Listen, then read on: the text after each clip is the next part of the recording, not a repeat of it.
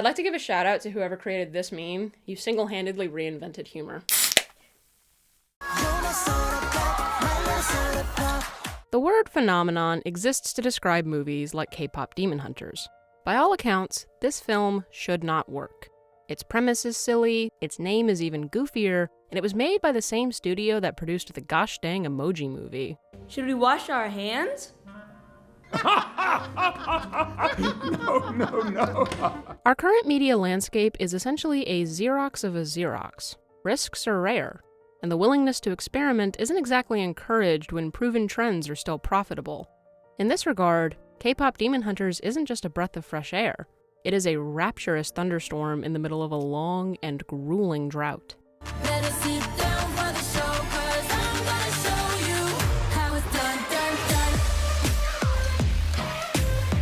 Yeah, they sure did. The film's success isn't just tied to its originality, though. It is a beautifully told story that's richly steeped in Korean culture. Every detail is carefully considered, from the music composition to the accessories on the characters' outfits. Derpy and Sussy aren't just cute creatures who are designed to sell toys. They allude to a form of Korean folk art known as minhwa, which translates to painting of the people, and a popular subgenre of this style depicted tigers and magpies.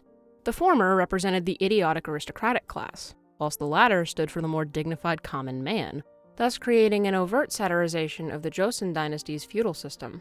In essence, they're the two halves of Jinu. He's a distinguished dumbass. Why does the bird wear a tiny hat? I made it for the tiger, but the bird keeps taking it. This movie is unabashedly optimistic in a very comforting way. 2025 was nothing short of nightmarish, but K-pop Demon Hunters provided a much-needed reprieve. It's so confident in its own messaging, and though its themes of friendship and belonging aren't particularly unique, they're executed in a way that's powerful, thought-provoking, and disarmingly hilarious.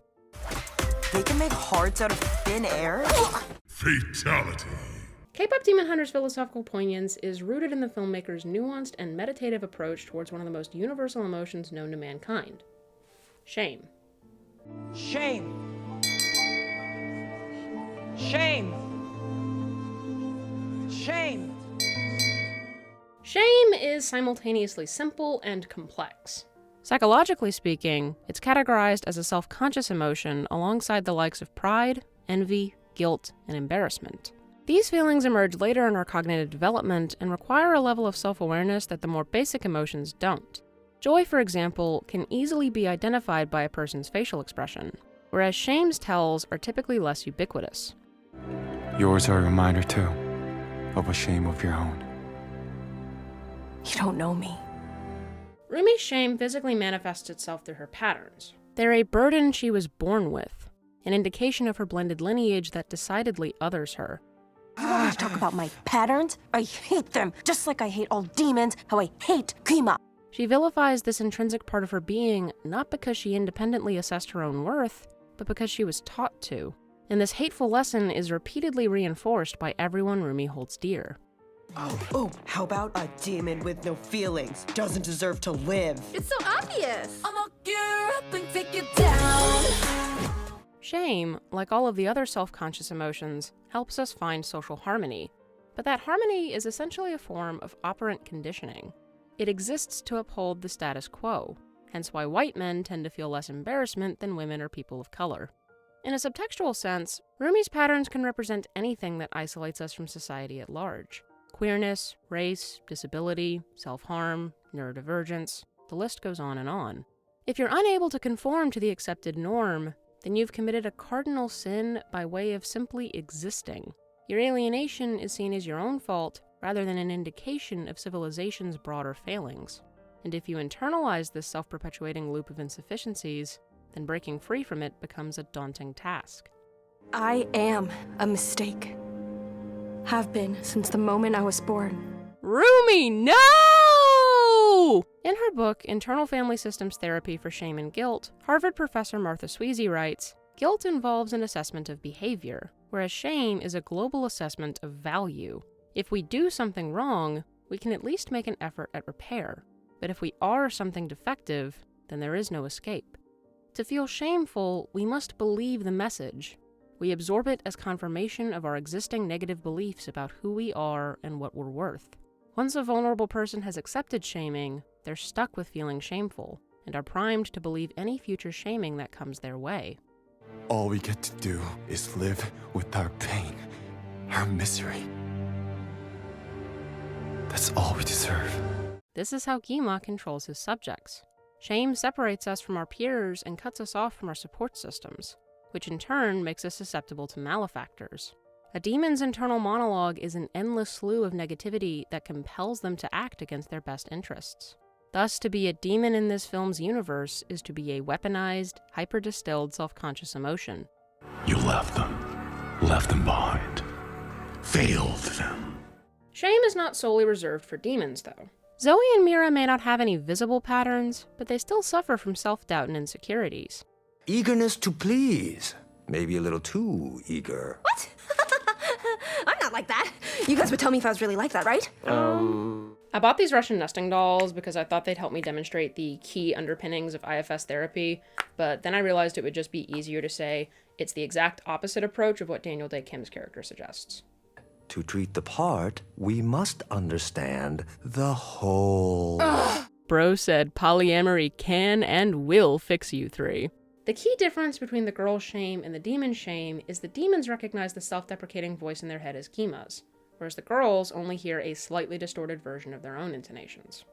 You're too much and not enough. You'll never belong anywhere, but I can give you a place to belong. Zoe is a character who's defined by her dualities. She's Korean American. She's a child of divorce. She's a people pleaser who isn't pleased with herself. The skill set that launched her into fame and fortune was her childhood bully's favorite target. There's a cruel irony inherent to dualism. To be two things simultaneously is also to be neither of those things. I live two lives, try to pick both sides, but People prefer to have a this or that mentality rather than one that advocates for this and that, because the former is easier for them to comprehend. But individuals who are bisexual, biracial, or non-binary defy society's straightforward classifications. The hostility they receive in turn is a direct consequence of our world being built atop exclusionary belief systems. And these folks incorrectly internalize this failure as a personal fault. Before I joined Huntrix, I felt like my thoughts and my lyrics and all my notebooks were just useless and weird. Zoe's line about covering up the color stuck inside her head struck a particular chord with me. Masking, also known as camouflaging, is somewhat of a daily ritual for those of us with autism, ADHD, and/or a mental health disorder. In order to blend in with others, we'll suppress our natural reactions and reflect back what neurotypicals expect from us, but repeatedly muting yourself is incredibly harmful. The human spirit craves authentic connections, and you won't make any if you're never allowed to be yourself. Huntrix isn't just a band or an outlet for creativity. It's a family, and no one is more cognizant of this fact than Mira. You thought you found a family? You don't deserve one. You never have. Mira received her shaming from arguably the worst possible source, her parents. So-called problem children are typically the scapegoats for a family unit's broader dysfunctions.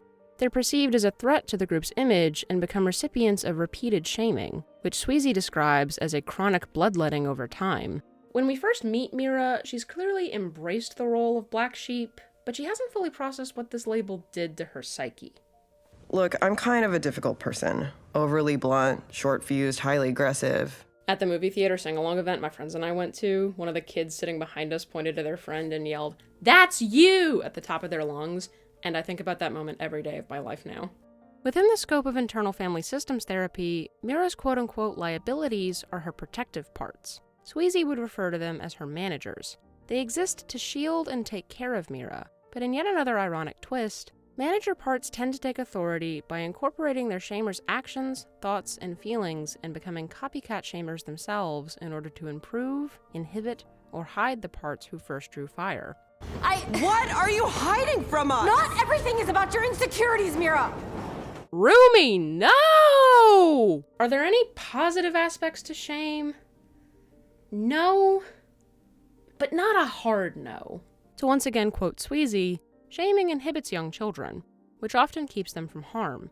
But shaming isn't educational. It's not a kindness in disguise. It isn't protective, and it's not for your benefit. What do you feel when you feel shamed? You feel hurt. Cover those up. You only have those because... My dad was a demon? We want more complex female characters. Y'all can't even handle Celine. Maybe they'll understand. No, Rumi. Nothing can change until your patterns are gone. Celine has less than 5 total minutes of screen time, but her impact on the narrative is beyond seismic. She is a mouthpiece for tradition, the sentinel of a sacred duty, and the only parental figure our main protagonist has ever known. That's unfortunate. Celine's relationship with Rumi is, in many ways, the linchpin that holds every single metaphor and allegory in this film together. Even when she's not on screen, Celine is still influencing the narrative because the Honmun is a magical manifestation of the generational burden every hunter inherits. Our faults and fears must never be seen. It's the only way to protect the Honmun. The mantra she espouses to her foster daughter is not intentionally malicious, but rather an emblematic encapsulation of Eastern thinking. In an interview with Entertainment Weekly, Rumi's voice actress Arden Cho explains, "The Asian culture, especially the Korean culture, is so big on only showing your best, never showing your flaws, and always being perfect. This attitude is directly tied to those countries' traditionally collectivist customs. They value community and find a group's resilience to be more empowering than any given individual's accomplishments. Western societies, for comparison, rely on an idiocentric attitude where one's own personal freedoms, achievements, enjoyment, and self-discovery are given top priority." The two concepts are often pitted against each other, but this dichotomy is ultimately false. In order to participate in society, an individual must internalize its customs, practices, and beliefs. And in order to be an individual, we have to prioritize our role as citizens, whose duties are essential to the collective's survival. For the fans! Both approaches have plenty of drawbacks. Individualistic societies promote themselves as being more modern, but that rhetoric is oftentimes just poorly concealed racism. These countries also tend to have higher divorce rates, massive inequality gaps, and a widespread attitude of selfishness. Collectivism, on the other hand, promotes cooperation, but it treats imperfections like a danger that must be avoided at all costs. And since human beings are notoriously imperfect, the internal repercussions that can stem from this mindset are devastating, to say the least. Do what you should have done a long time ago. Before I destroy what I swore to protect. According to Sweezy, children can bear bad things happening, but they don't know how to bear the idea that they are bad. When a child accepts global condemnation of their worth, they're doomed to go on and expend a preponderance of their psychic energy justifying and trying to validate their existence. Did you announce the new single? The promo starts tomorrow. Tonight? No, wait, but the pajamas. No. Rumi is a textbook workaholic because for her, the reward of a demon-free world extends far beyond her higher calling as a hunter. The Golden Honmun won't just banish Gima forever. It'll supposedly erase her patterns and fix what Celine says is fundamentally wrong with her. Rumi can't afford to relax, not when the prize of normalcy is so tantalizing. But we cannot shame ourselves or each other into a higher state of being. And no single moment of victory would have undone the decades worth of emotional abuse Rumi endured. Why can't you look at me? Why couldn't you love me? I do. All of me! Love is not an if-then transaction. It is a selfless emotion, one that should be freely given and received. Human relationships can't operate like a meritocracy because there's no universal way to define enough. Forgive the pun, but a golden standard does not exist.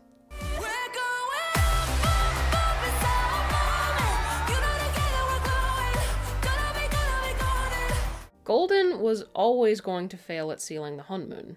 The song is not insincere, but its lyrics paint a curated image of palatable imperfection, vulnerability that's been pruned enough for public consumption. The girls each refer to their internal issues in the past tense. I was a ghost. I was alone. Given the throne, I didn't know how to believe. The pre-chorus then shifts into the present tense, which implies that they've all healed from their separate traumas, but nothing could be further from the truth. Rumi, Mira, and Zoe are still hiding. They still feel fear, and they're still lying. The very notion that they've conquered their imperfections is in and of itself a performance of perfectionism, such as the life of an idol. Happy fans, happy honeymoon. Most of my knowledge about idol culture comes directly from Agretzko Season 3, so if I get something wrong here, please feel free to bully me in the comments. Damn,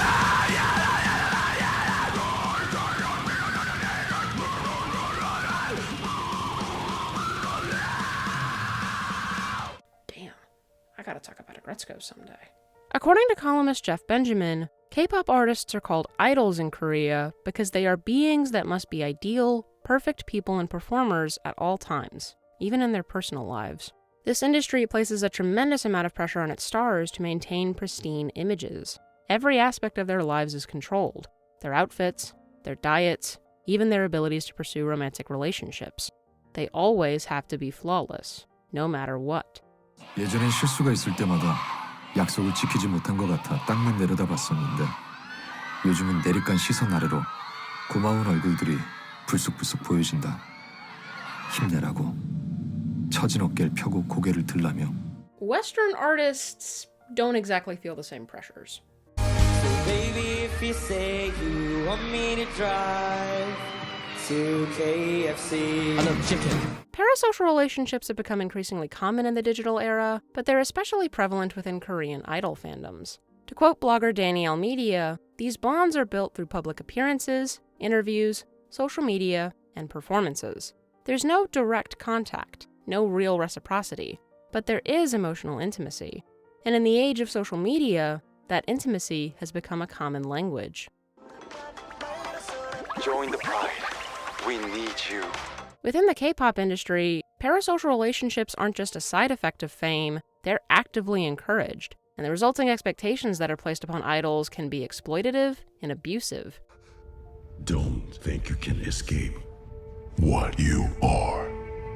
This knowledge, though relatively common, doesn't deter any of the ardent superfans, because loving an idol, deep down, feels safe. It's a way to experience affection without risking rejection, to fill the void of loneliness with the fantasy of someone who always seems available. But that safety is an illusion, and it can be dangerous if it becomes the only form of connection. The Saja boys each represent a toxic aspect of this subculture. Idols are simultaneously infantilized and hypersexualized. They are seen as mysterious and unattainable, yet they are still the recipients of rampant, one-sided romantic attraction. They're nasty, disgusting, not beautiful, perfectly dewy, symmetrical, shimmering. Okay, enough! I'm taking these down! I'm not one to yearn for prequels, but I would love to see a short film that shows us how Genie recruited each of his bandmates. Their dance rehearsals must have been brutal. You know I love you, but kickstep, body roll is not rocket science. It's kickstep, body roll! Soda Pop is the epitome of all these aforementioned concepts. The song espouses a shallow and juvenile form of love, one that society and bad 80s movies prop up as the pinnacle of romance. The object of the singer's affections is their missing half, their entire world, the answer to all of their prayers.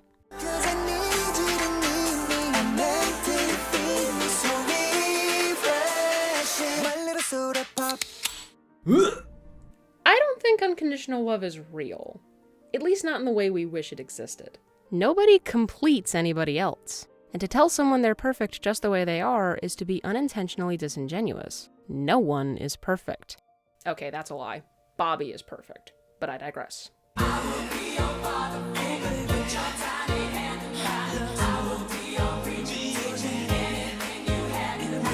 Unhealthy displays of love promote inner stagnation. They doom us to a purgatory of our own making and sustain a negative feedback loop where only a select few can truly understand and accept us. It'll keep you in check and keep you obsessed, but it's not a sanctuary. It's a glorified form of isolation that further compounds upon itself. You know, you can tell me. I understand. I'm the only one who can. False. A healthy expression of love will both acknowledge a person's flaws and encourage them to keep growing. You can and should accept someone as they are. There is, after all, beauty within broken glass. But change is human nature. Everyone is in a constant state of flux, and to pretend otherwise is to stunt personal development. This isn't a cause for dismay. Quite the opposite, really. I, for one, find it reassuring. because it means that none of us are out here on our own. The song we couldn't write, this is what it sounds like. Music is a universal language. It ignites the soul and brings people together. And those resulting connections have the capacity to be transcendent. Zoe's only constant during her parents' messy divorce was the Sunlight Sisters. Mira found her real family when she joined Huntrix. And Rumi's entire worldview is shaped by a single lullaby.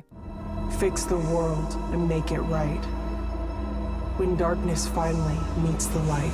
Her misinterpretation of this lyric is understandable, if not a little tragic.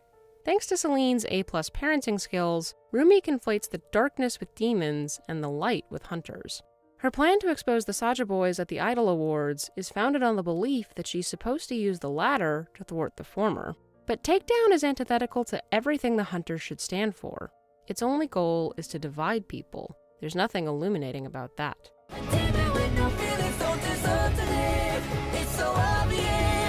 Rumi, no! Killing demons is not what unites people, nor would it have ever succeeded on that front. Most of the population doesn't even know they exist, so it's not like their public execution would have led to global harmony. Not sure about this whole demon thing. I mean, they seem like nice people, but loving the energy! The darkness that needs to meet the light isn't some external foe. It's our internal scars. Those feelings of pain and shame that we hide away because we're afraid. Afraid of judgment, afraid of abandonment, afraid of the ultimate rejection. I don't know why I didn't trust you to be on my side. I know. What it sounds like is the song Golden aspires to be. It is a raw and authentic admission of humanity. The girls are finally honest here, and their confessions resonate within our souls because we're all intimately familiar with shame.